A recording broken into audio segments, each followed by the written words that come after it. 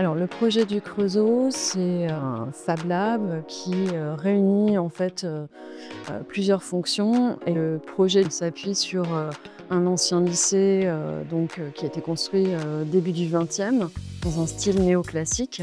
Et l'extension qu'on est venu construire sur ce bâtiment est en dichotomie finalement de cette première architecture.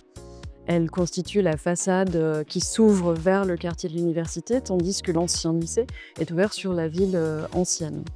Et entre les deux, on a généré en fait un atrium qui regroupe toutes les circulations de cet ensemble, qui permet d'avoir des visions à la fois sur les bureaux, sur les open space, les lieux de fabrication, de technologie.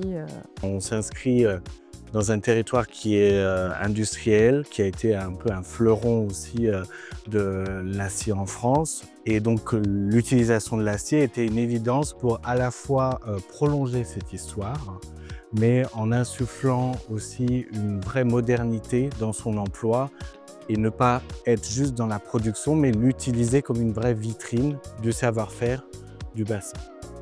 On a pu libérer finalement les planchers sur des grandes portées pour pouvoir avoir des espaces appropriables, recloisonnables. L'acier, par rapport à cette extension, avait aussi pour caractéristique d'apporter finalement une filière sèche dans la construction de cette extension. Pour appuyer encore cette idée, l'idée de l'acier, finalement, s'est avéré pour nous un choix évident. Dire en opposition au bâtiment existant, qui est un bâtiment minéral fermé, d'avoir un bâtiment métallique, largement vitré et ouvert et de construction plus légère. Ce bâtiment est un espace connu et donc on n'a pas du tout dénaturé dans sa lecture, on l'a valorisé.